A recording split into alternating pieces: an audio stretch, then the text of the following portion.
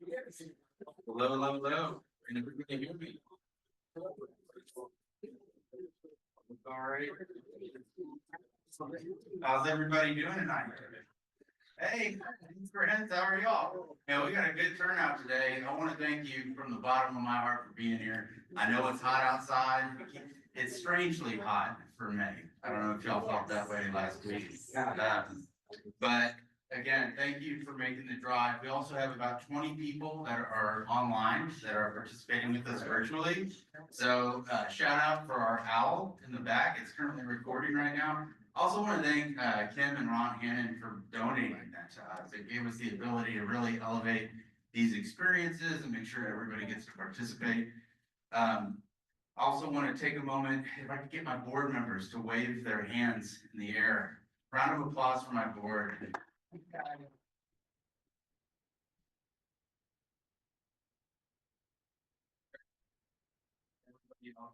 Apologies if I missed your name. I've got one of the hardest working boards in the whole country. Comal Conservation is an incredible organization. We're doing all kinds of good things to preserve land, water, and wildlife right here in Comal County, and they're at the heart of it. You know, they meet with me all the time. They pick my brain, I pick theirs, and they help us drive this organization forward. So I'm very grateful for them. Also want to thank our volunteers that are here tonight. We've got Leslie, our cookie queen. Round of applause for her. Signing people in. Also want to thank my staff member Brandy for working all of our technical stuff. And I also want to introduce you guys to our brand new conservation intern, Jackson, right over here. So round of applause.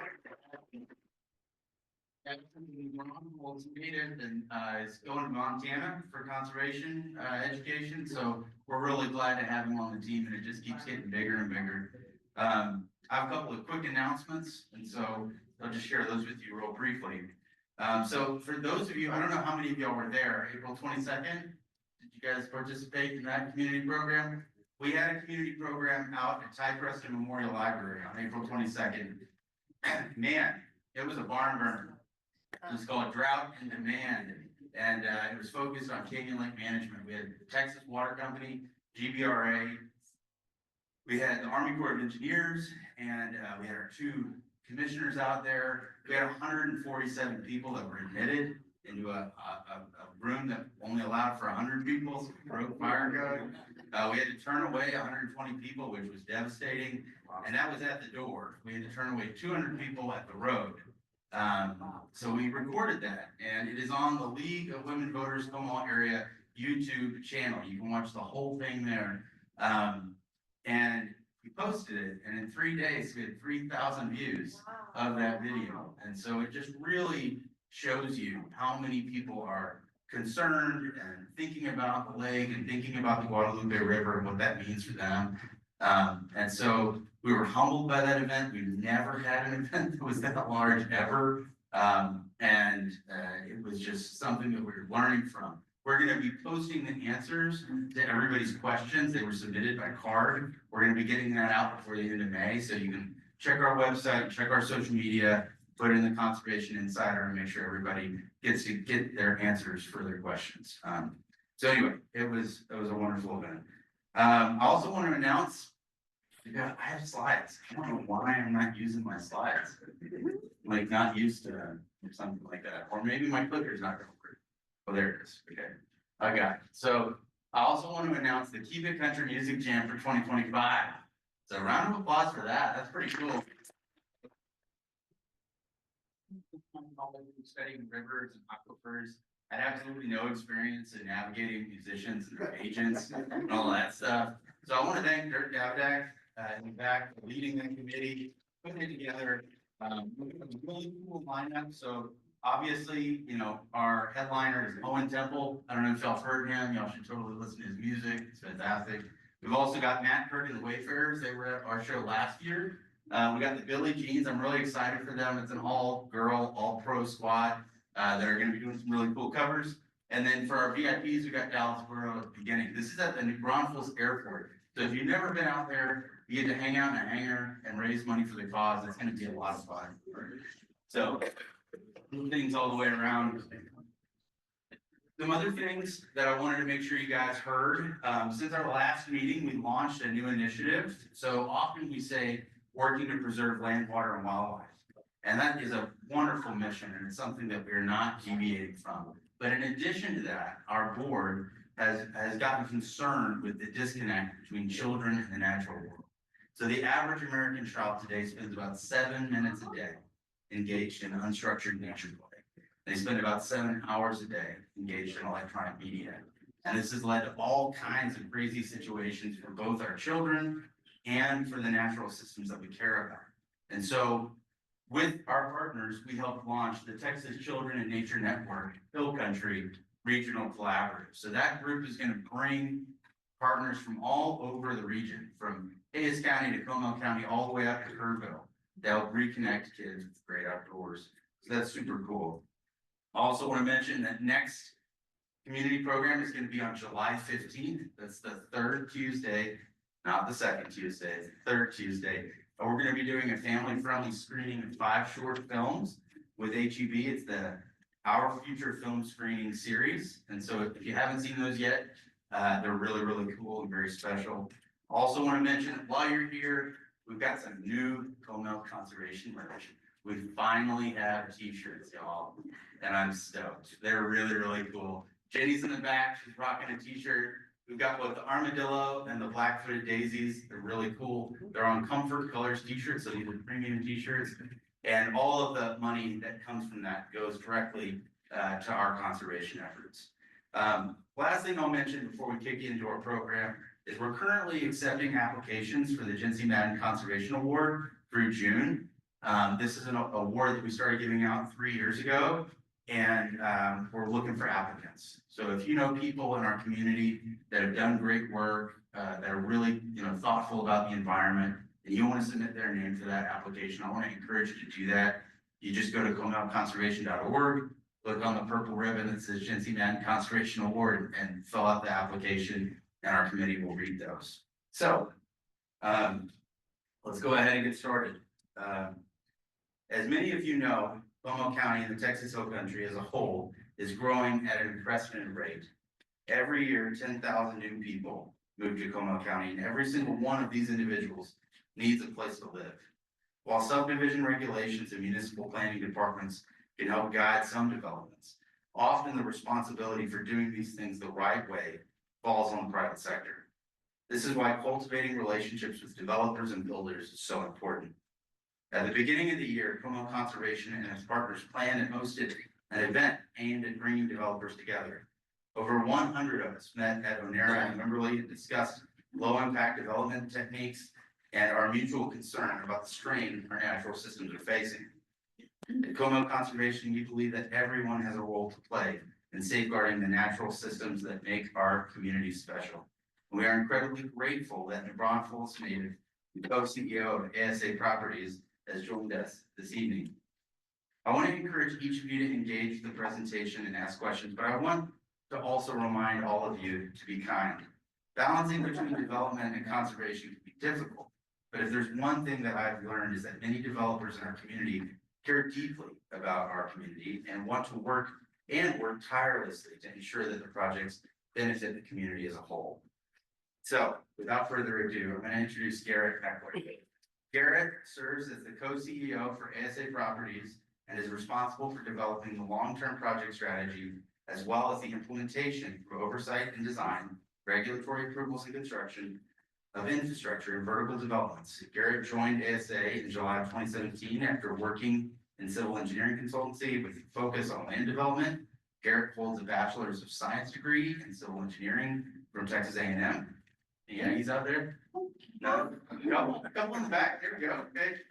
And he's also a registered professional engineer in the state of Texas. He is a New Braunfels native, and he has made a passion for having a positive impact in the long-term success of his hometown. Without further ado, welcome Garrett.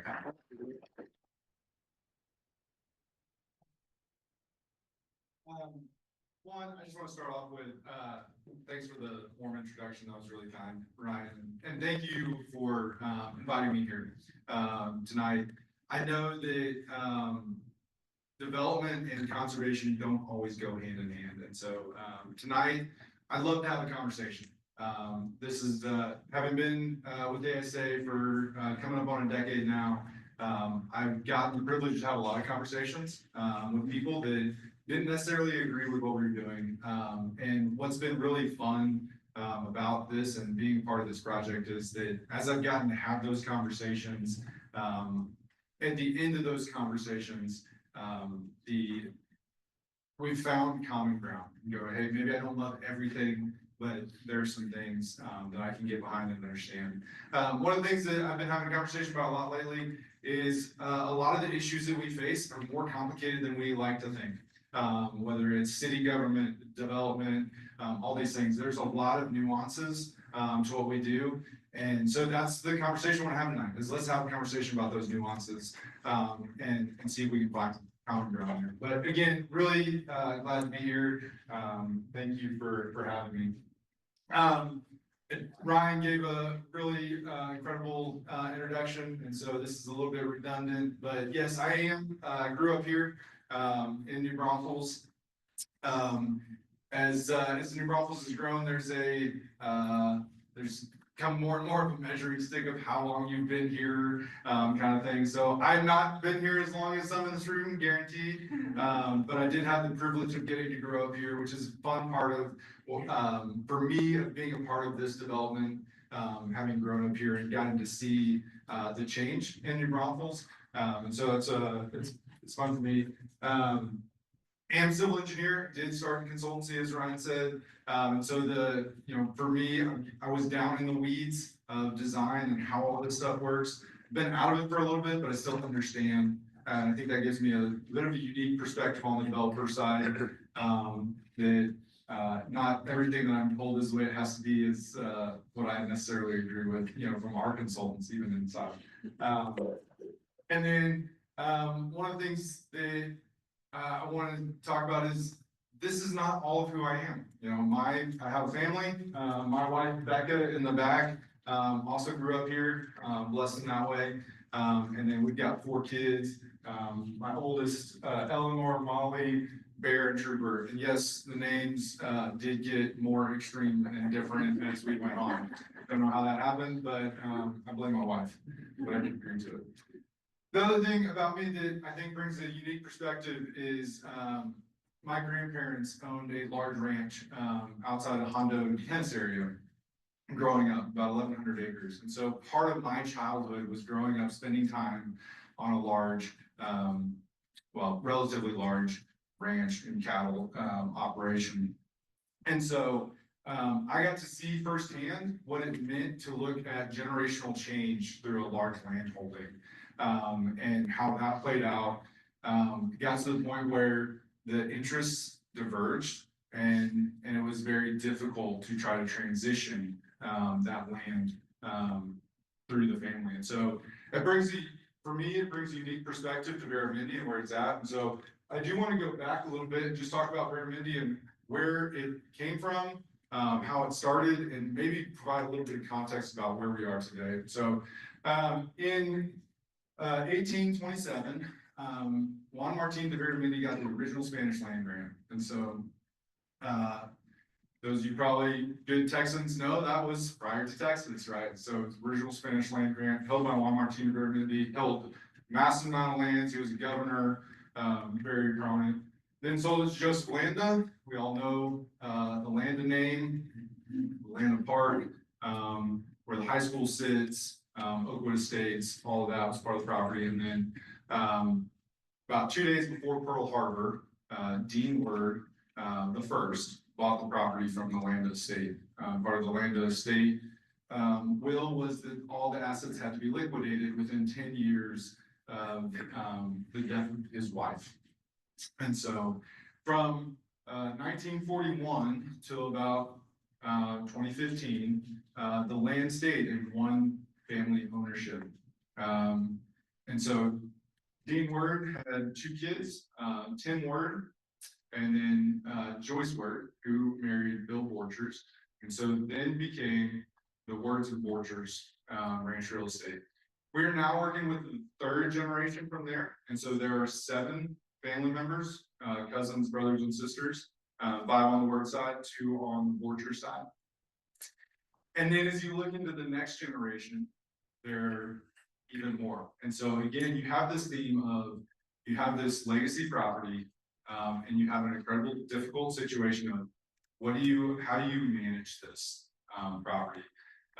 Everybody, even in the 3rd generation, has a different view to some degree of how that property should be managed, what should happen. And they dealt with this for years and years and years of what is it we're going to do. City was growing up around it. There was starting to be decisions being made from a planning level, from the city doing what they need to do from a planning level, but we're making decisions about what was going to happen with the property because it was sitting there. And so, but they knew that they didn't want to just sell it off a piece at a time, to split it up into everybody gets their own piece of the pie within the family. And so they were looking ahead, trying to figure out what to do. In comes ASA Properties. This is a group of Australian investors that have been in the land development world in Australia. And they were looking to diversify and come into the I-35 growth. The short story is they stopped in, they were looking at properties in Austin and San Antonio, which is where the ASA comes from, Austin, San Antonio, Australia. And they stopped in at Rudy's Barbecue on Loop 337. Long story short, made a connection and had a conversation with the family. The property wasn't on the market yet. They've been, the family had many developers come try to get a piece of it or just buy it outright. And that's not what they were interested in. But the ASA investors, their plan for a master plan community fit in with what the family saw as a legacy of the project. And so through that, ASA joined with Port Orchard Ranch Real Estate and formed a joint venture, which is Veramendi Development Company. And so that is kind of the origin of where we started. So again, coming back to why develop? Well, there's a lot of reasons. And part of it is that diverging interests. And what can you do with it, keeping it together versus separating it out or selling to somebody? I think there's the question of, okay, well, what about keep it as a recreational range, right? Like that's a great thing. Well, there's no doubt that the value of the property is then diminished from a monetary standpoint, because you have less people that can pay that kind of money for it. So that's where ultimately, some of these things are the reasons that the family wanted to develop, because it was a way that they could create value for themselves, but then also for the community through these different things. And doing it in a way that they were still involved allowed for their vision for the legacy of the project to continue on and not just turning it over to somebody else to do whatever they felt like they got to do. So we do still meet with the family on a regular basis. They are part of our board. And so quarterly we meet with the ASA and the family as a joint board. And all of our major decisions go through them still. And so it's a kind of a unique, it's a bit different in the development world to have it play out this way, but it's been really great.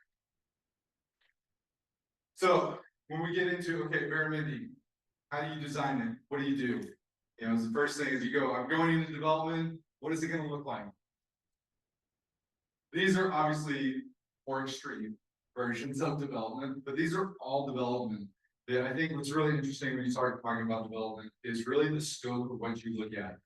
If you look at Manhattan, right, top left, and you focus in on just the big buildings, it's a very, very urban environment. When you zoom out a little bit and you include Central Park into that, 800 acres of parkland and open space right next to Manhattan.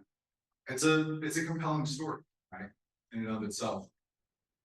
As you look into, the second one, you got a multi-story, likely multi-family within that on a small context. So there's a variety of options. And then probably my favorite part is the bottom right. There's one cabin in the woods, right?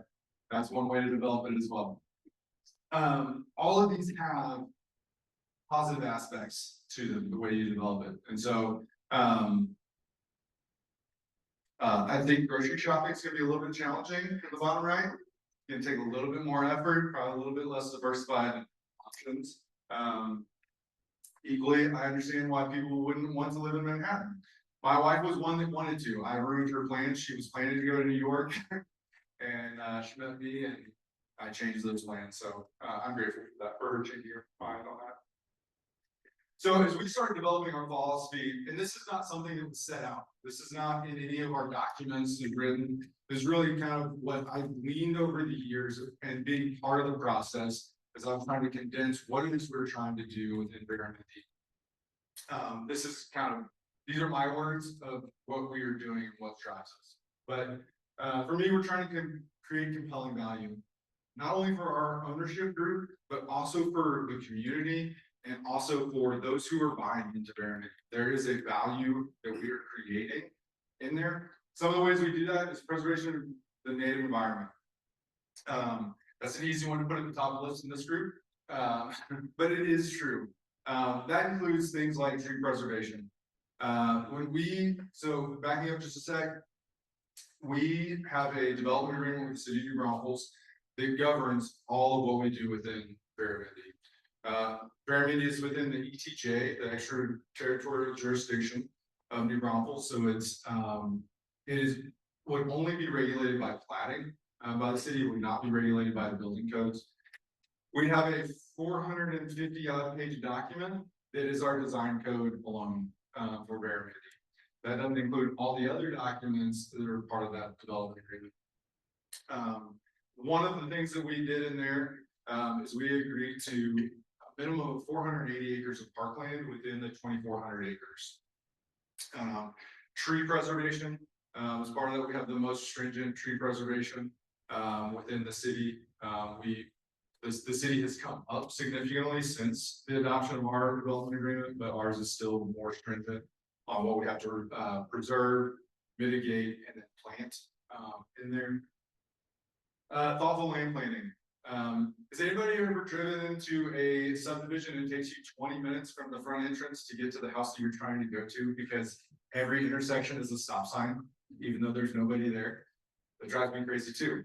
Again, my wife makes fun of me all the time because when we travel somewhere, I'm always looking for good ideas and areas that I don't want to do something. And she's like, "Would you just be here?" I'm like, can't turn it off. Just can't turn it off. Diverse opportunities.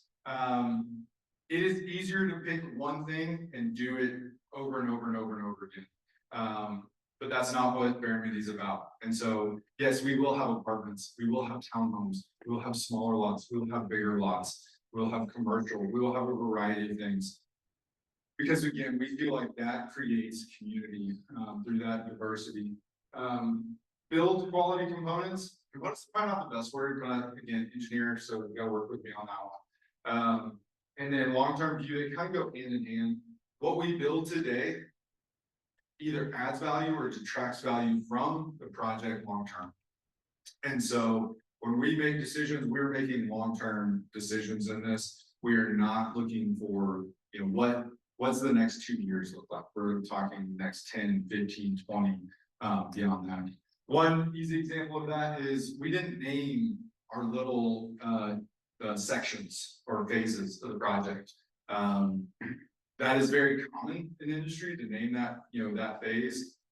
We felt like that's more of a marketing thing than it is real value to the residents. And when you look at the neighborhoods within, inside the loop, call it, New Braunfels, you don't have that. It is just, they've learned, everyone's created their own little names for different sections, but it's more organic. And that's what we wanted in Veramendi. We didn't want this artificial community. We wanted genuine community. And so those are kind of a few of the things that have guided us. There's a number of ways to play out. And we'll continue to talk about those tonight and have a lot of things we can go back to. One thing I will disclaimer, I'm a lot better at talking than I am writing things down. I'd rather just talk about it. So that does mean that I'll probably go down a few rabbit holes from time to time. And would love to answer questions as we go on. So again, this is the overall map of where we're at today on our planning. Okay, so over here, this is Oak Run subdivision, just to orient everybody, not everybody's map people. This is the Guadalupe River on this side, and then this is River Road, through there. Starting construction on this side, this is built out, and then through about here is built out. This is Veramendi Elementary. This is Oakwood Church. So again, talking about land planning, we have a more or less east, north-south collector that runs through the project, and then in time a east-west. So again, you can move through the development quickly, but then still provide opportunities for that neighborhood environment. We'll come back to this, I'm sure, but we're gonna, commercial up in here. And then again, a variety of options on housing from lot size to types. Okay, so one of the things I want to talk about is low impact development. When you started talking with Ryan, I was planning for this, I was thinking, well, is Veramendi low impact development? And what's interesting is, I think it's a continuum. Again, if you go back to the how do you develop, and we have the three or the four different pictures. There are components of each one of those that you could probably argue are low impact development, depending on how it was done. So you can have a dense urban environment, and again, depending on how you treat your stormwater, how you're dealing with it, you can have more of a low impact development. What I'll tell you is we didn't necessarily set out to be low impact development. That was not, you go back to the list of what was kind of driving our decision. Low impact development wasn't necessarily on that. But as I started looking at it and thinking about, okay, what is low impact development, was how you deal with stormwater, both in the quality, quantity, and how you treat it and where you treat it. There are components. There are for sure components within Veramendi that are low impact development. There will be more. There's developments that are more low impact development. There's definitely some that are less. So again, being an engineer, hang with me for a second. I'm sure most of you have an understanding of this, but just so we're all on the same page, there are two components to stormwater. First, you have quantity, which is most people understand, is when you have development, you increase the runoff from that, and you have to deal with that.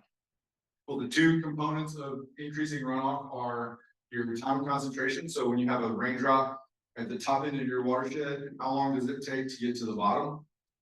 As you increase that time, you increase the runoff. And then the second one is impervious cover.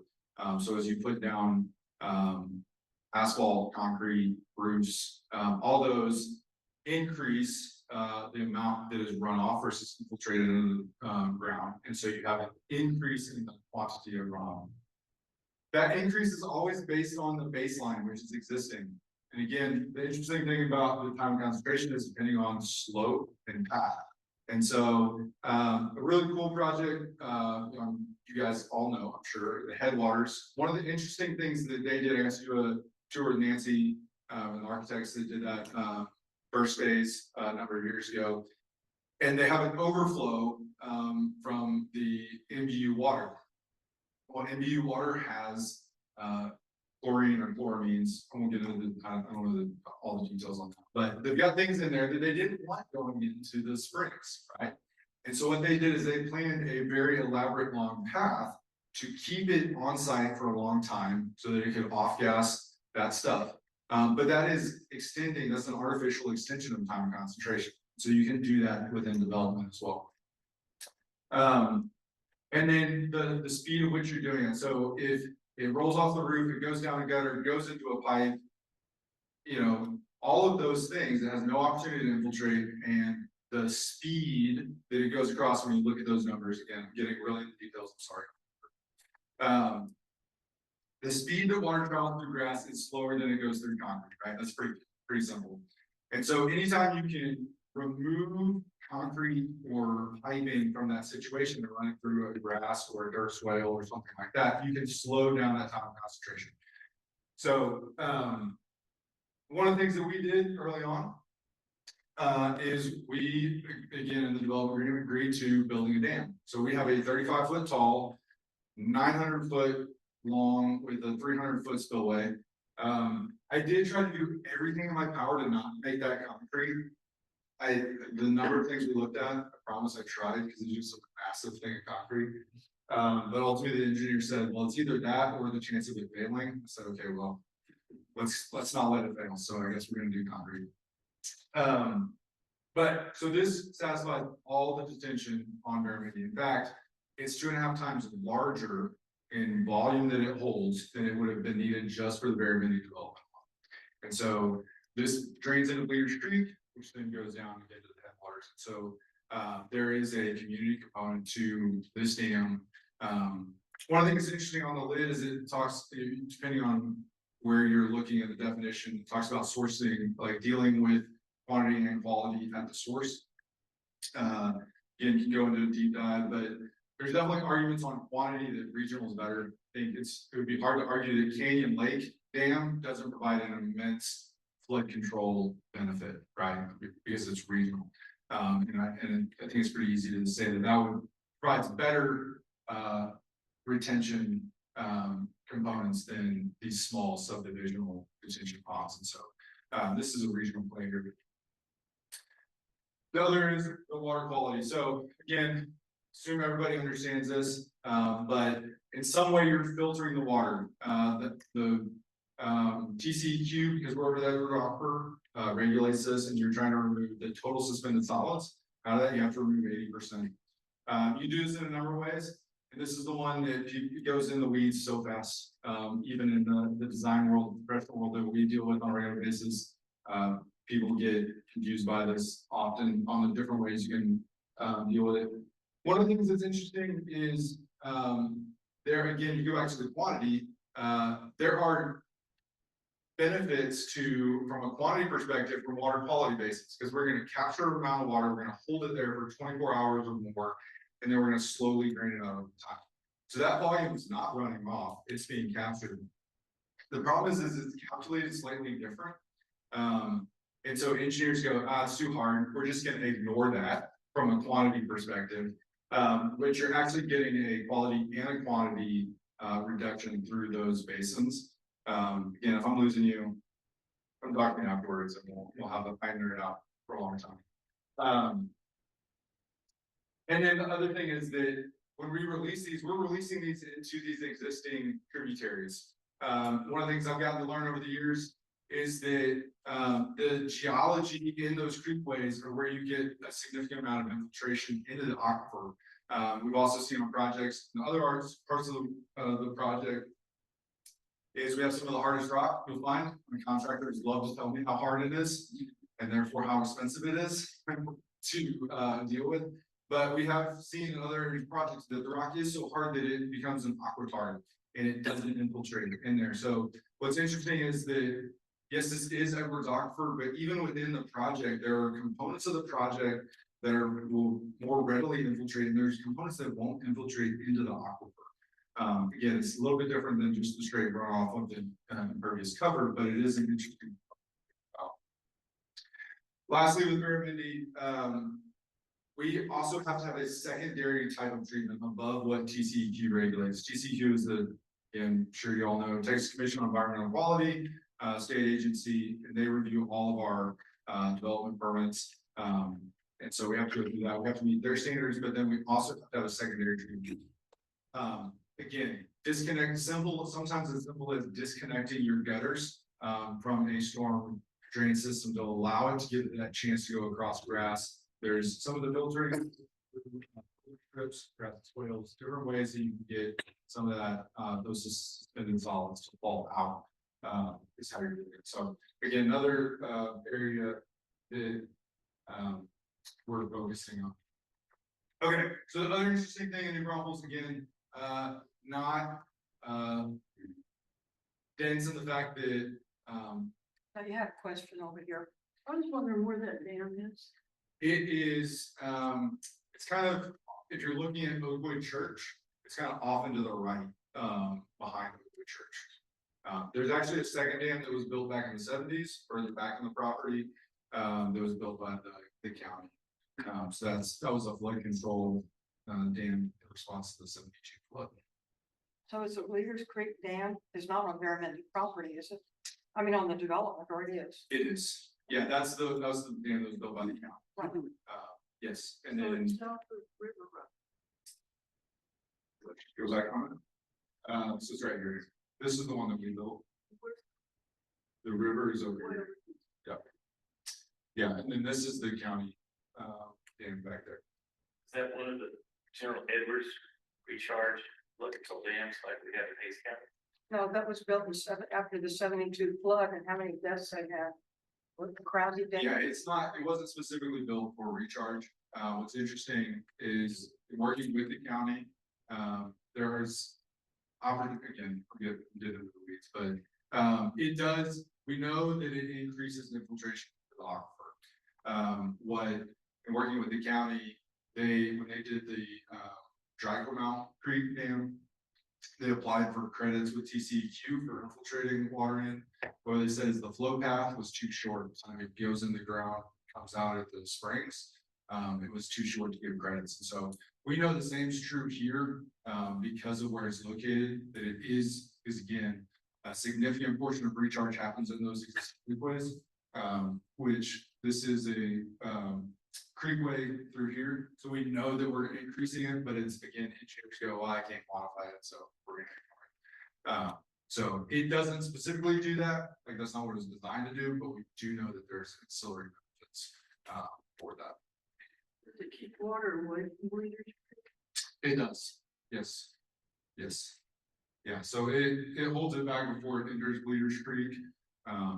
Again, detailed engineering analysis. It is a sound practice. It kind of feels different that it's not on the main creek. But because this dam is so close, if you were to put another dam on Bleeders Creek, it wouldn't have had as much benefit as doing the tributary. Yeah, I got more detail than I even thought I was going to.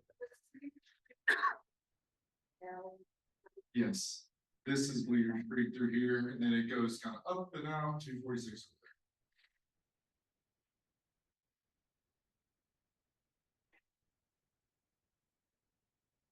over there. Okay, so again, New Braunfels has seen a lot of growth, right?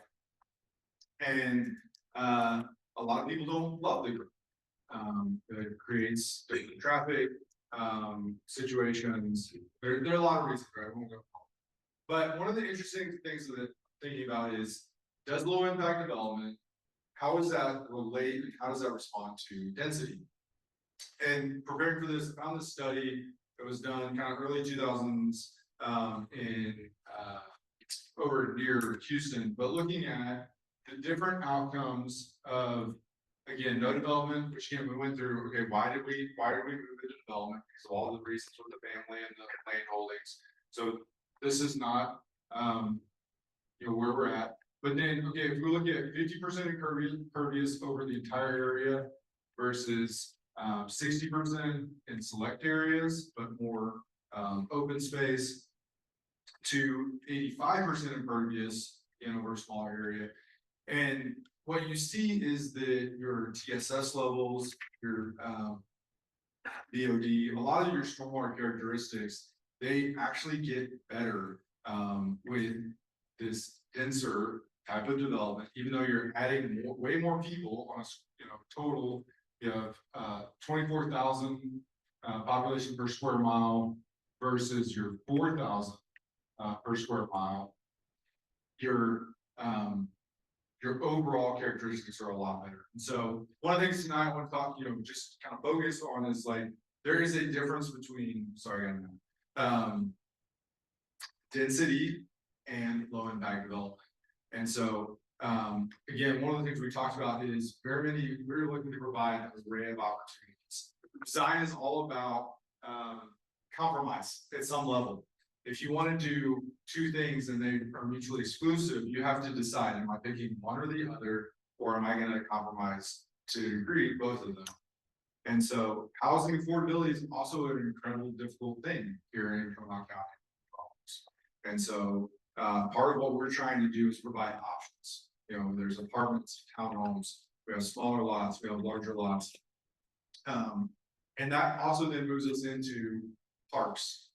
You can have a smaller lot house and there's an affordability proposition there, but also have parking. And so that you have more amenities in than you would if it was your backyard. And so, that's one of the propositions that Veramendi is that we will have large lots. We have larger lots now, we're gonna have larger lots in the future. But you don't have to have that space in your backyard, you don't have to buy that directly. You can still access trailways, parks, throughout there. So I want to go through kind of a quick hierarchy of Veramendi parks. We have several, and a lot of planning goes into where these are, what they look like. For me, I get bored quickly, which is part of why I moved from consultancy into the developer side, is because I got tired of doing the same thing on different projects. I wanted some more variety in my life.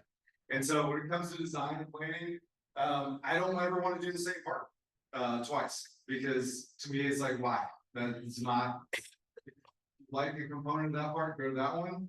And if you want something different, go up the road, go to a different one, you know, provide variety. And so we have,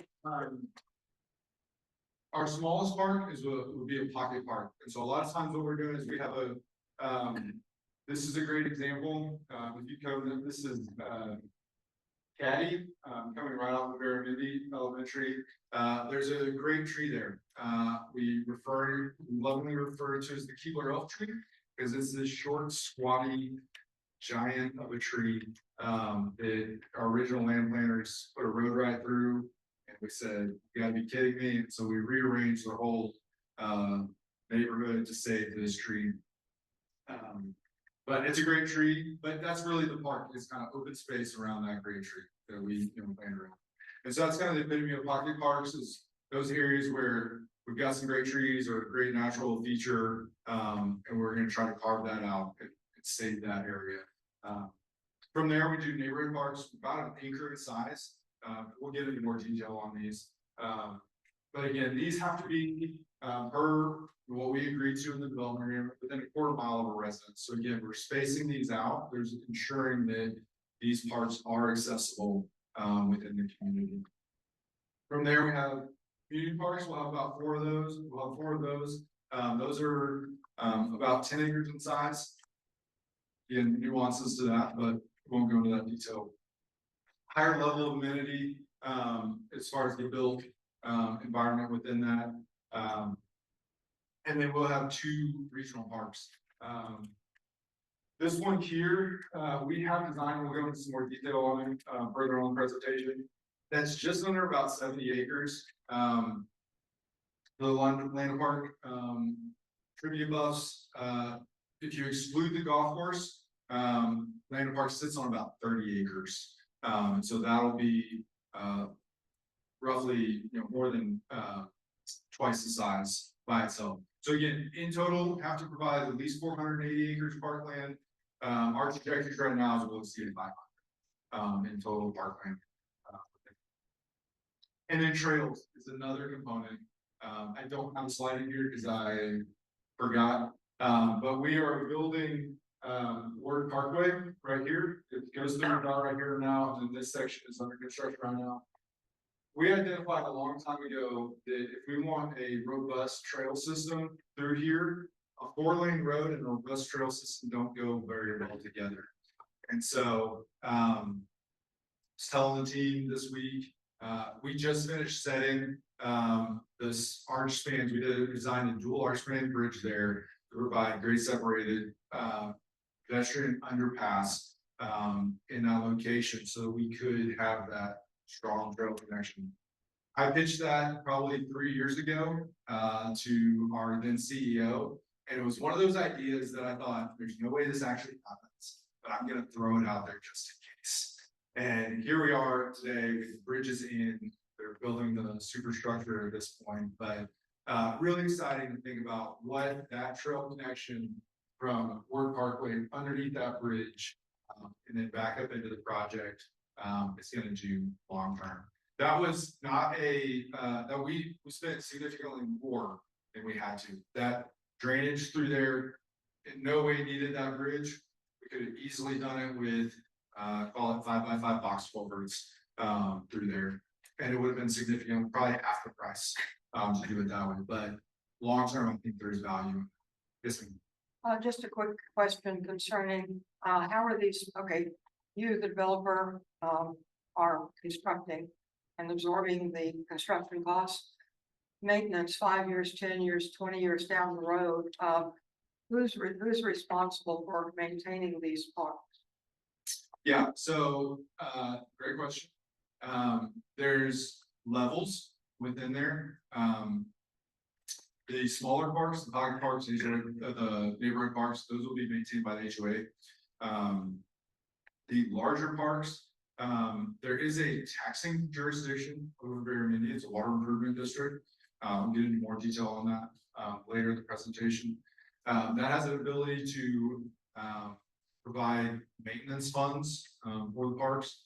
And then long-term, those larger parks, the regional parks and the community parks, the city has the ability to annex the project in time, through the development agreement. And at that point in time, if they're annexed, the city would then take over. So it's when they become true public parks. That's correct. They are open to the public, yes. Thank you. So trails is a really important component. Again, being able to provide opportunities for people to move throughout the community. It is Texas, we get that, so we're not gonna convince that everyone's gonna stop driving their vehicle and just walk or bike everywhere, but it'll never change if we don't have opportunities. So for us, that's a big thing, is we're gonna provide opportunities for biking and walking throughout the community. So these are kind of some of the examples. So again, this is a pocket park. This is a really cool, again, kind of early days. We kind of trusted the experts when it came to land planning on where to go, how to lay out subdivisions. And before we moved into the like detailed construction documents, we started walking property and like, hey, all these trees are where you've got houses. So that doesn't work very well. And so a lot of our early subdivisions, we went back and reworked to move houses away from the existing trees, put those in parks, save those. And it wasn't, you know, to be frank, it wasn't cheap to go back and redo design. We learned from that, and we didn't trust the experts as much moving forward. But this is a great example. This was not a part that we needed. This was not, it didn't, we had all the radiuses for the neighborhood parks. But we felt like there was such value with these trees that we went ahead and invested additional, you know, investment to create, and this is a simple part. We've got some, we got some central, simple like porch swings. This was really cool. Couple of little kid swings. There's a couple of diggers in there, and then a couple. There are these like square blocks that are very high. They're just a kind of a free play item. So it was pretty simple, but I feel like it created a lot of value by maintaining those trees, and then for those homes to back up to it and then or across the street. So this is technically a pocket park, even though it's a higher amenity level. Again, neighborhood parks within a quarter mile. And so again, this is one of our kind of early ones. Again, as with anything, you learn throughout the process. But we have a playscape, pavilion, and then a lot of open space in here. I think our later neighborhood parks look a lot better. We kind of switched up the materials and we're going more of a natural material in those. But those, again, within a quarter mile of every residence, you can walk and get to a call it 1 acre park. These are a couple other examples. Again, move to more of the wood. Ryan and I had a conversation it was a year plus ago, talking about parks. I think that nature play, I think there's a lot of studies that are coming out now that we have overprotected kids and we don't allow them to interact with any kind of risk. And the long-term effects of that are really interesting. As those kids then get into adulthood, they don't know how to assess risk as well. And so, as much as we can, we try to lean into that. We can't go as probably as far as I would like to, totally. There's some studies in England where they just like have lumber just kind of thrown out there. You just go in hammers, you just go build it, and it's worked out. In the American system, that's a little risky. It's a little, I couldn't convince our leadership, our ownership to go that far, but, you know, we are trying to create, you know, through this, you know, cargo nets here, again, some kind of stepping stones, trying to create that free play, that imaginative play, some level of risk. But trust me, not everybody agrees with me, including some people that have bought in. They go, I don't, why did you do this? And they go, well, can't win.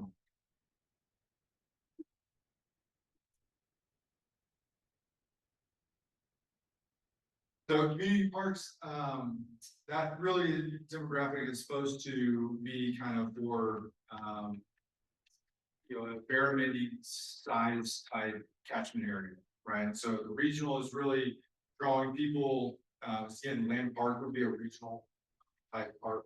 Fisher Park is a regional type park that has a draw from outside of the brothels. So these community parks are still a great park. Have a lot of amenities. This is one that is kind of the concept for one that will be east of River Road. And so this is not the final design. Again, most of these things, unless it's an actual picture of it being built, these are I have to have the brief disclaimer that they could change. It's not, you know, done until it's built, but these are our intentions. And so high level of amenity here. This concept is one we played around with. There's some kind of deep ravine type area, and you know, thought about what could it look like to have a more of a pond, somewhere between a pond and a lake. That, you know, again, it's one of those ideas that are thrown out there. I don't know where we get to. I'm not standing here today promising that that's going to happen. But I think it's a fun idea to play with and think about what is that amenity. Water and recreation are an interesting thing to think about. I think Land Park, Fisher Park, those parks are completely different when you remove the water element. So those are the kind of things that we think about, and how can we provide those water elements, because it is Texas, it gets stinking hot. And then again, lastly, regional parks. These are the renders, the plans that we have in for approval right now. So these are rendered based on those plans. These are much less conceptual than that community park, just from where it is in development. Really excited about, we have ordered this piece already. This is a 25-foot tall tower. And so really excited about that, and just the scale of people, you know, kids being able to play with that. Again, trying to think about who's going to use this park.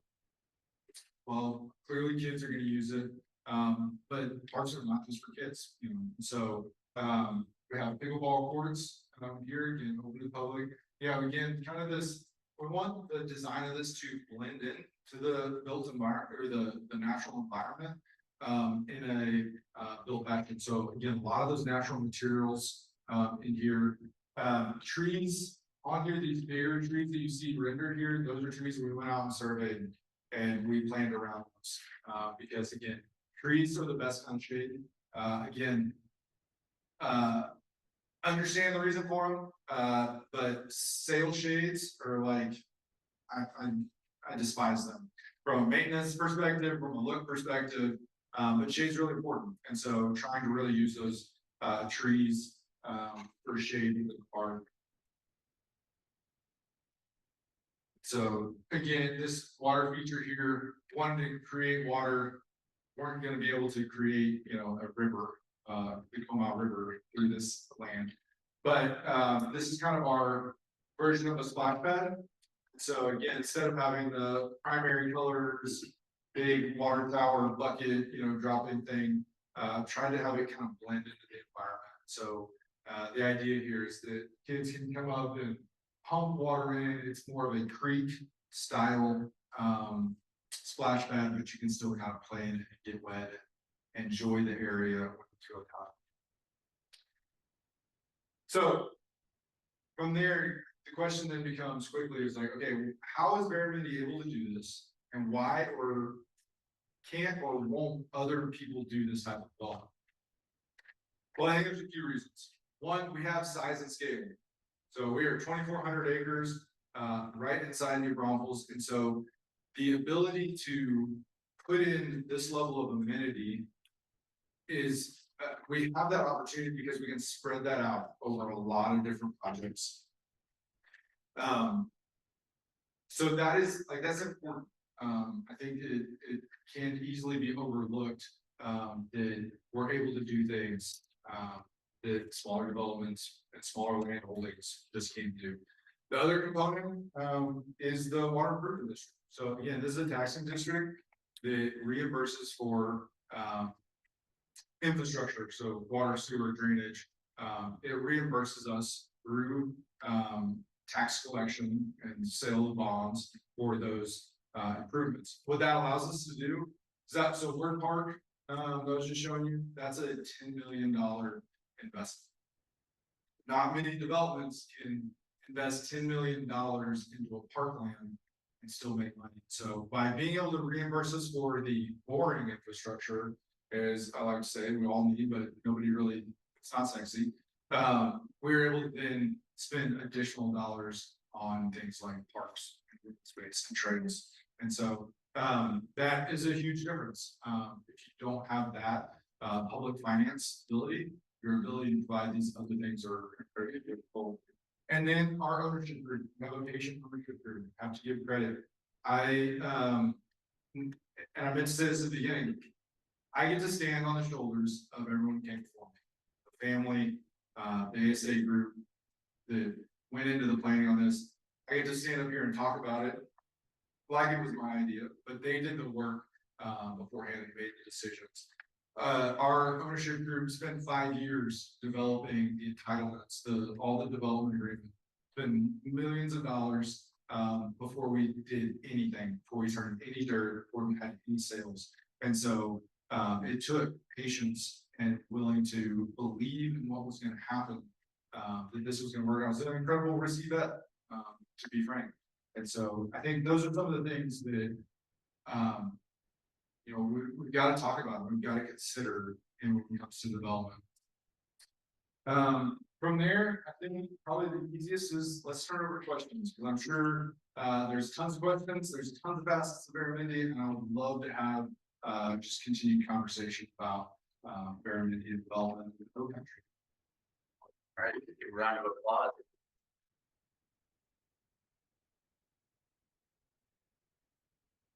So I think it's safe to say it's pretty impressive when we think about intentionality. You know, often when we think of development, we think of developers, they don't have a face. They come in and they scrape the land and it's all over.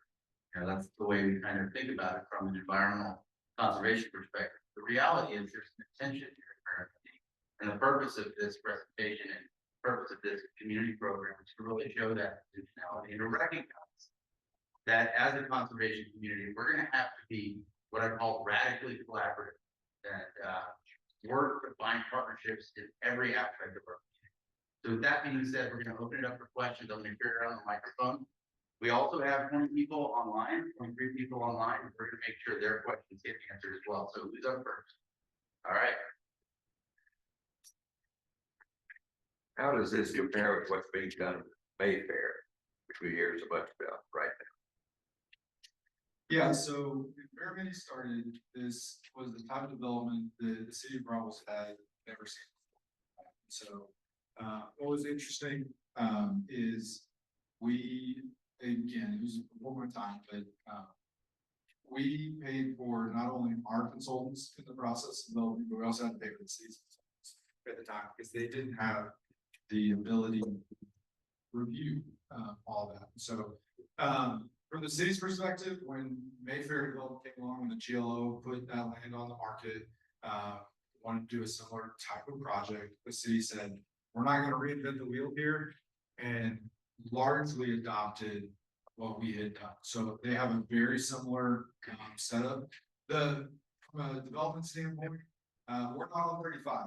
And so we don't have 150,000, trips, average daily trips on our doorstep, being Route 337. So the development itself will look different. They will have, industrial use that we won't have. They have opportunities, Costco, that we won't have on Veramendi. So there will definitely be differences, but structurally they're very, just because of the nature of the size, and dealing with the water improvement districts and development. So, Other questions? Right over here. Respectfully, do you have anything to do with the plans along Leaders Creek and River Road? Bleeder Street and River Road. 2 years ago, big pipes were dug under Leaders Creek and installed. And I understood that's Veramendi, and Veramendi was going to put in some native landscaping. And my concern is after drought comes flood and silting the springs and land away because nothing's been done. And I think the city has plans to submit that. Submit what? Sorry. Okay. What? It would be north of, like there we have, try to end in the front screen. Yes, we did put a sewer line in through there. The city did come back after that and installed a water line. There were 2 different projects. We did revegetate through that. I understand the skepticism. I get it. What I can tell you is that revegetation is one of the hardest things that we have to do from getting acceptance through the city through the project. So the city comes out and I've had projects held up for months getting revegetation in there. From there, we don't have an ongoing responsibility to vegetate it. And so I can't answer all that question. And I don't remember all the details. I just know that when it comes to re-veg, disturbed areas, the city has always been very stringent. And again, at the end of the projects, months will go by and say, yeah, everything looks great, but you don't have grass growing. So, I don't know all the details based on the question. I do know that, again, there was a water line that came in after us, along River Road, kind of inside Loop 337. I don't know who built that, to be frank. So the timing of the question is an interesting one, but, yeah. Is there a person at Veramendi that it would be in charge of that? So, interestingly, the ASA team, there's 11 of us total, and so it's not a big machine. So I'm over the design, entitlement, construction. So it's kind of my area of focus on that. Again, at this stage, with construction having come in behind us at that point, I don't know the best answer for this current state of how to deal with that. I didn't see any revegetation. It's all junk and grass and huge tree was lost, through soft mud and situation. So we have another question over here. So my question is, as Veramendi leaves the loop and goes out more towards Waco Springs and River Road, are y'all taking dark sky into consideration to preserve out there and the more rural aspects of the county as you head away from the loop? Yes, yeah, we are taking that into account. We have code within the development agreement about dark skies being compliant. So yes, it is for sure a consideration. All right, we've got another question back here. Yeah, I'm always concerned about water. When was the master plan? For 2015, how soon was it approved? So the original development agreement was approved in 2013. And then between 2013 and 2015, we worked with Cross Utility on agreement, for water and sewer service. She was part of our, it was a requirement, and then with text up. So yes, the development agreement was in 2015. Part of that development agreement is we come in a kind of 3-tier approval process. So there's kind of some overall plans that really look at the like major roadway networks, major utilities. And then we dive into like a 200-acre section where we plan on all the local roads, the connectivity from both pedestrian and vehicular, local utilities and stuff like that. So that happens on an ongoing basis. And then from there we do plat construction. So I don't know if that answers your question. Yeah, that was good. So the water providers in the Acropolis. Yes, sir. Are they on stage 1 or stage 2, 3, or 4? Perfect. It is 2. Two, yeah, I know the water development report that this has to comply with on the master plan. Back then, can they get plenty of water? They had plenty of water in Comal County in good season. Now it's not so good. But if the master plan was approved in 2015, the entire plan. If the problem with utilities is on stage 2 or whatever it is, that's showing that water. It's not easier to start building out. Yeah, I mean, so one of the things I get to meet with MBU on a fairly regular basis, as you might expect. And MBU's done a great job on their securing water rights. And so if you have a conversation, just had a conversation with the COO a couple weeks ago, and they have significantly more water rights than our current demand. In fact, I think, don't quote me on this, but I think if they didn't acquire another water right for the next like 15 years, we would, with growth projections, they would still have the water to get it out. That's not, what I understand, it's not the plan, and not speaking for MBU. But they, through that agreement with MBU, we set out what it is that the development was going to need. So they've known what this development is going to need for 10 plus years. So they've been able to plan for that. We are probably at, I don't know, 25%, 30% of that capacity. So again, they've had a long outlook on what's needed. MBU has a very diversified portfolio from Edwards Water, Trinity Water, to GVRA surface rights. So as far, again, without speaking for MBU, I think they are set on, they've done a really good job of securing those water rights. And it's not just, you know, we can't. So we have a question from our online crew. Jeff asks, are any of the pocket parks being left as more natural parks? Yeah, so there's a balance in all of this. The balance is a word I like to use a lot because there's a lot of inputs to get with that. There are areas that are more natural, and we have people that like that, and we have people that don't like that. And so we try to use, even when we do have a more developed, we've implemented using, there's a 3-seed blend mix called Thunder Turf. There was, getting a lot of headlines. And so we use that in a lot of areas. Again, we're trying to balance.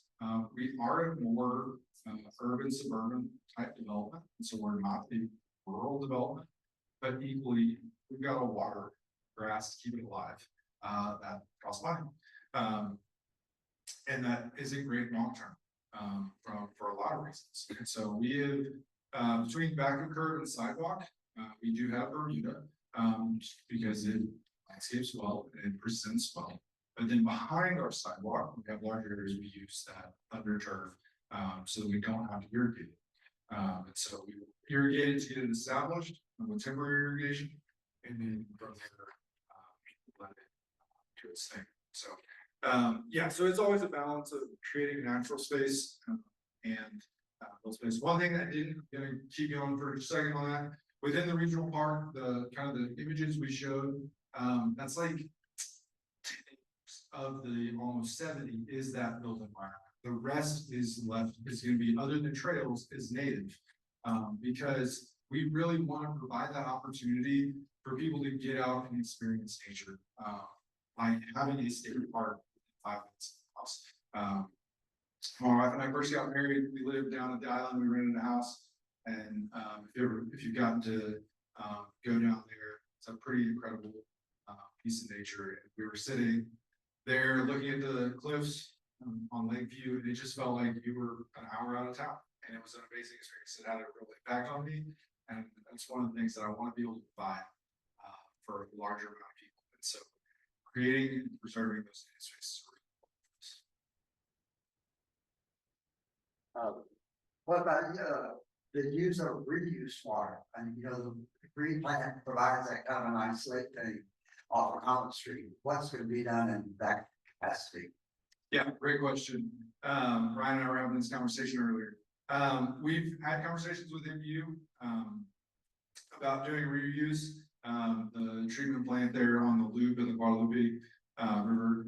From MU's perspective, it does not make sense for them to install the infrastructure, to pipe from the treatment plant back to Veramendi. So rightfully so, they said, well, if you want to do that, you guys would have to foot the bill for that. That's it's a pretty decent stretch with a lot of things in between. And MU's policy at the time, again, I don't want to talk for MU in any of this, but their rates for reuse water was 70% of the retail rate. I haven't checked on that change, but we were having the conversations that's what it was. So for us, unfortunately, we couldn't justify the cost of installing the infrastructure and then still paying 70% of retail rates for that. And so that's where we opted for. We're going to lean into the native grasses, the native areas, and just pull back our water use as much as possible. As the development continues past River Road, there's some signage there calling it an environmentally sensitive area. Are there any specific steps or precautions for that specific development so close to the river? And is there like documentation of those efforts being made in that development? Sorry, I kind of lost you. You said there was some signage? Signage on River Road saying you're entering an environmentally sensitive area being so close to the river. And is there any precautions being made to protect that with that development so close to the river compared to like more of the inner Veramendi section? Good. So without knowing exactly what's on, so I'm guessing a little bit here, but I think that's an Edwards Aquifer recharge zone sign. And so the entire project's over the Edwards Aquifer recharge zone. So when we go back to the talk about water quality, those components apply across the board for within Veramendi. So we have to treat all the runoff within the project, whether it's on closer to the river or in closer up front. It's all the same from GCU's perspective, and the same additional measures that are in the development area apply for that area as well. All right, we got two from our online audience. The first one is from Jan, and she asks, what is the plan for river access across River Road? Will it be access to Veramendi from east of River Road without getting on Loop 337? Okay, so river access is always a fun one. When we were doing the development agreement, and I don't know all the details, but the city was concerned with providing public access within Veramendi to the river. And so, and frankly, we agree. And so there will not be public access to the river. One of the things that is planned, switch back, jump back, slow things.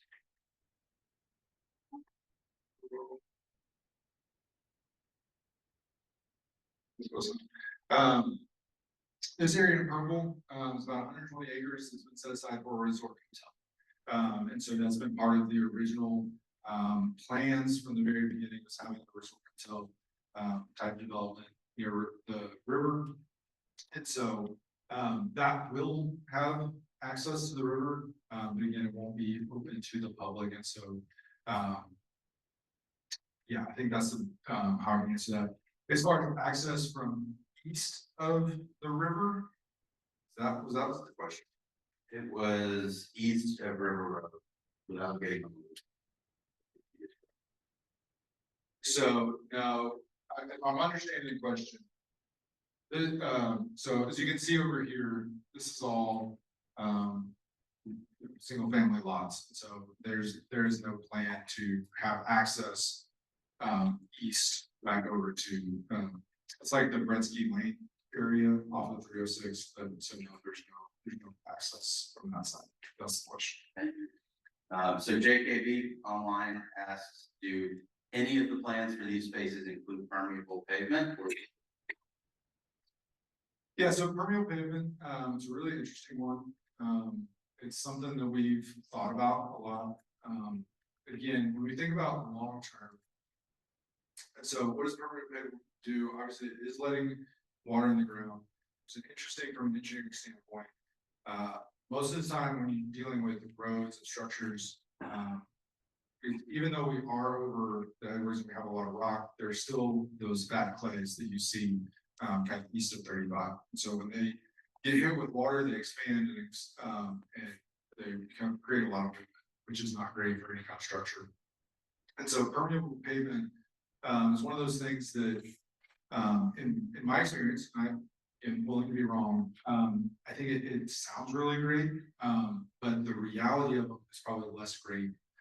Again, like any type of BMP, those best management practices, they have to be maintained because that's the whole thing. Is you're filtering in some way the water there. So if you don't maintain, they don't do anything. They clog up and they run off. And so the maintenance of them is kind of an issue, and then the long-term structural liability of them is kind of an issue. So it's not something that we've done, and we haven't. Again, willing to be wrong, but again, we're dealing with it through vegetative filter strips, water quality ponds, and then one of the things again, Brian and I were talking about when it comes to trails throughout, we will have native natural dirt trails. We will have concrete trails. We have some mulch trails. I had a conversation earlier, and we're gonna have a variety of different trails. So, anyways, I hope that kind of answers the question. Hi, Garrett. Thanks for being here. My name is Christina. I've been a resident of New Braunfels for 8 years now and an active volunteer in the community. I was wondering if you've heard of an organization called Native Plant Rescue Project, if you've considered working. Yeah, we actually have met with them, and we are working through some kind of documentation, but we've got some upcoming projects that we're excited to work with, which have been really great. Again, very similar theme as the conversation I had, let's work together instead of against each other. So excited for that. So we've got another question from our online audience from Keith. He asks, for the east side of River Road, Del Webb in parentheses, how long is the green space lining the Guadalupe River section, and what is the plan for the traffic up the river road with minimal egress along river? Okay. So scale on Veramendi is always a fun one to deal with because it is pretty significant. So the Del Webb property that you see today runs about right there. So that's kind of what you see built. There's some additional construction happening in here right now. In total, Del Webb will be kind of that outline right there. So it's about 700 lots in total, about 180 on the ground today. So there is still a significant piece of the property that's undeveloped currently further east of where Del Webb's at, both where it is currently and where Del Webb will be. Part of, again, the development agreement is we have to upgrade River Road. It's certain trigger thresholds from 2 lanes to 4. And so what you see here, a couple of years ago, we were approached by the city and the county to look at potentially advancing that project ahead of that agreed upon trigger. And so we did some work looking at a schematic design. River Road is clearly iconic with New Braunfels. And so again, the cheaper option is to add 2 lanes of asphalt to the existing 2 lanes. But we didn't feel like that was a great outcome for both Veramendi and the community at large. So what you see under here, while still schematic, is creating these meandering, medians and, trying to work to save trees, in that area. And so, that will happen, in the future. Where there is, we're probably starting design on the first phase, which will be up to River Road, all the next like 2 years, something like that. So, that's as far as access will go, that will improve. Thank you. So you're saying that'll be like a boulevard, like a boulevard, like Yeah, split lane, 2 lanes and one, yeah. Again, thank you for coming. My name is Barbara Moore. Going back to runoff. You addressed total solids in your presentation, which is good, but, that's not the issue I see. So nutrients that come off properties, yes, you're behind the dam for, I think you mentioned 24 hours at one point. I don't know if that's actually measured or just theoretical, but at any point, my question is, in answer to another question over there recently, you alluded to treatment. So is Veramendi treating runoff? Or if not, how is nutrients through your runoff, it's Splitter Creek, it's eventually to the river. And algae just love that.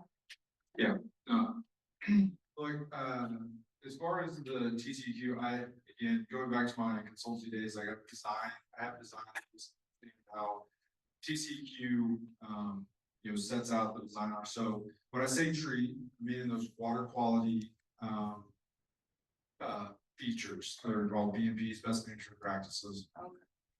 And so, I am not the person that is the research guy that can tell you all the details about what goes in, what comes, I do know enough that, Dr. Barrett is with UT, who oversees a lot of those things. I don't know him personally, but I know that they are looking at those things. And I know that these BMPs do provide some level of detail, some level of filtration for that. TSS is what TCEQ is really looking at. And so that's Is the opportunity for any of your larger park build outs that you could, they would be not long lasting, but essentially the equivalent of a detention pond or two? Yeah, so, again, so the regional dam that we built, 35-foot tall, that is there's not a timer component on there, but when you look at the analysis of what goes into it, it is a longer holdback period than that 24-hour. So it is providing some ancillary benefit by holding that water back. Those water quality basins, again, there's a number of different ways to do it. One of the ways that we've done is it's called a batch detention. And so it does hold it for 24 hours and then it releases it over the next 24, 48, 72 hours in a very slow manner. And again, we're releasing that back into creekways and vegetative areas. So there's again those, but we're not counting on any of that in our compliance.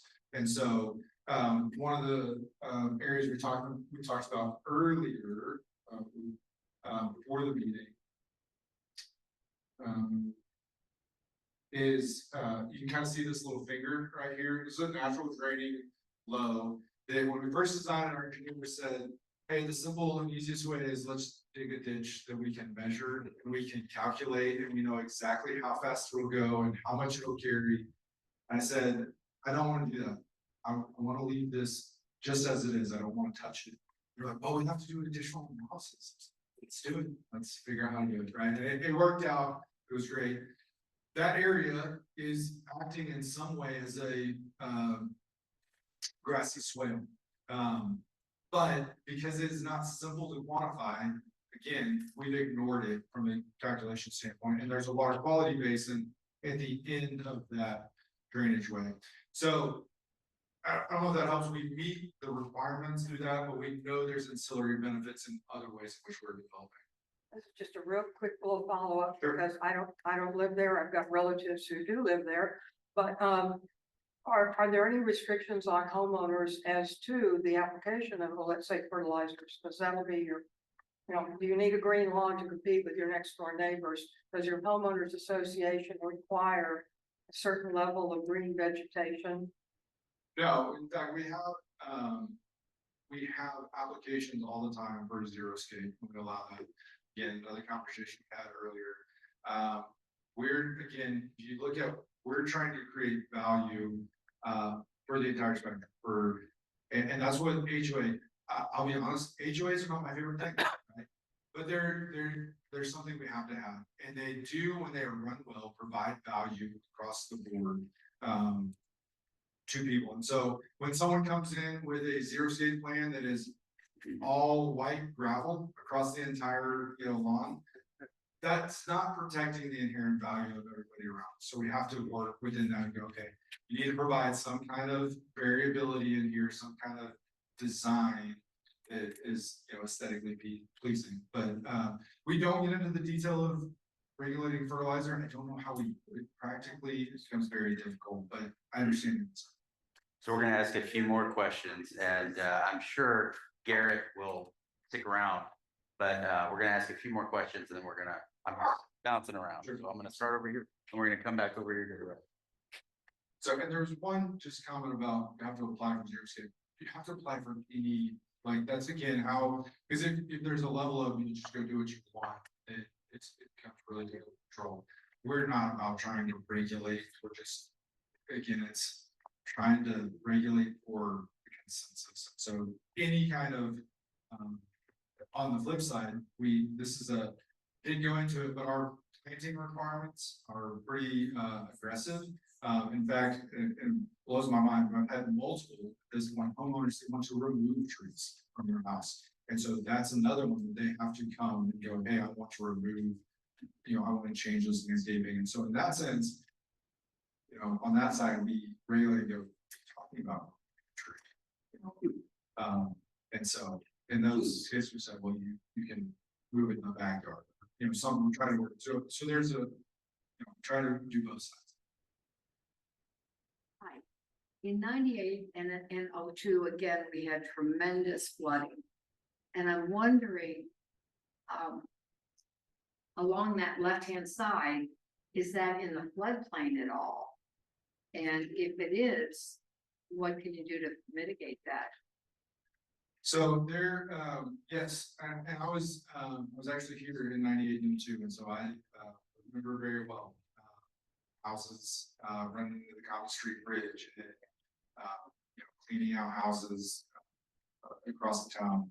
I remember where City Hall is and seeing that, all around Landis Street. I remember all of that. So one of the benefits of having been here, I know what that is.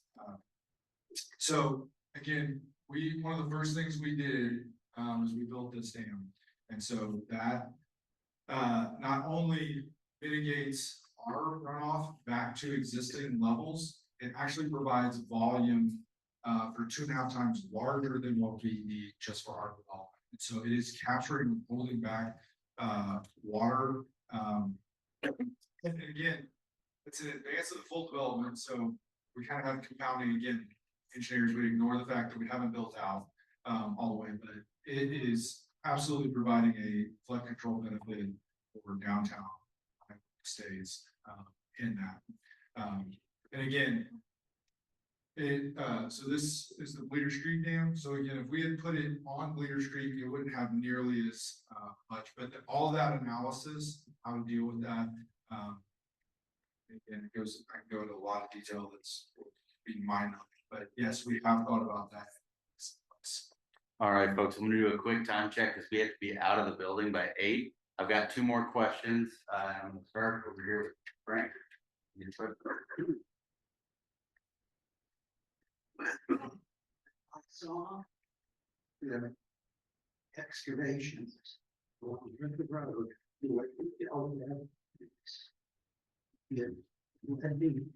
Three. And I'm wondering those ends, rocks, and rock face you're planning if you're drought.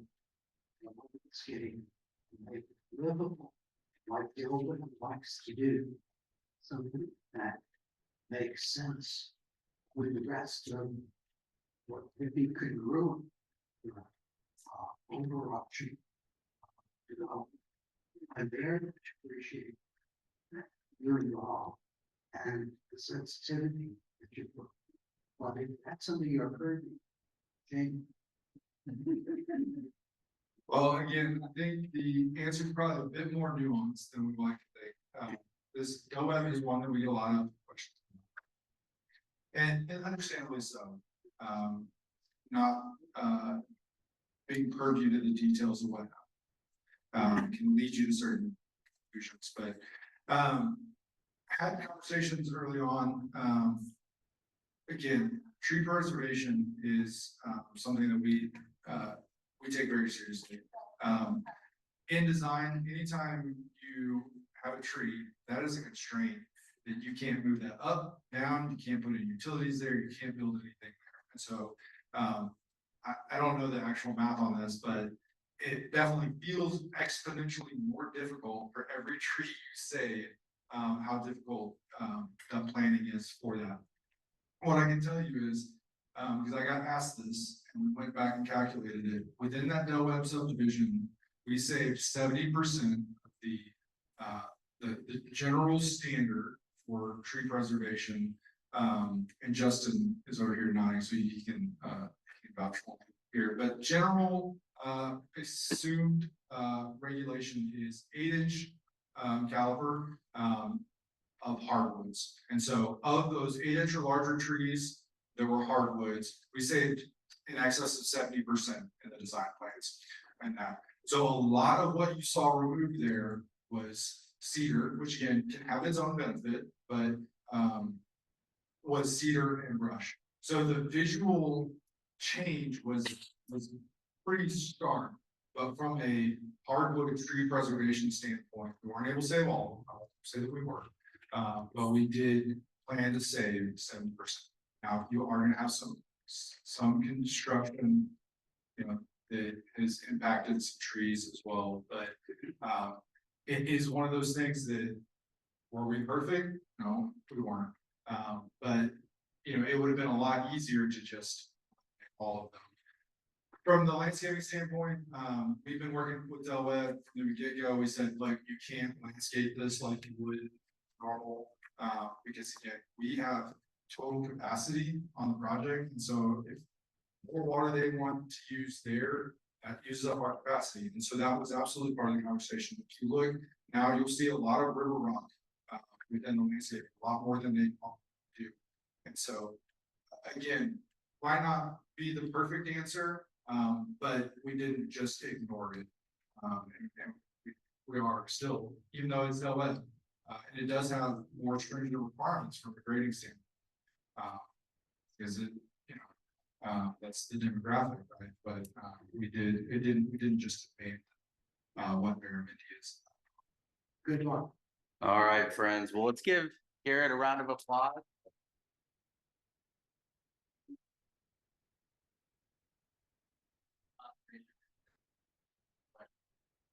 So we're extremely grateful for you. I have a token of our appreciation. We've got a little swag bag, all of our cool Comal Conservation Presents. Thank you for being here. Thank you guys. I really appreciate it. It was a joy to have a conversation. Look forward to having more conversation. Thank you. Thank you, Garrett.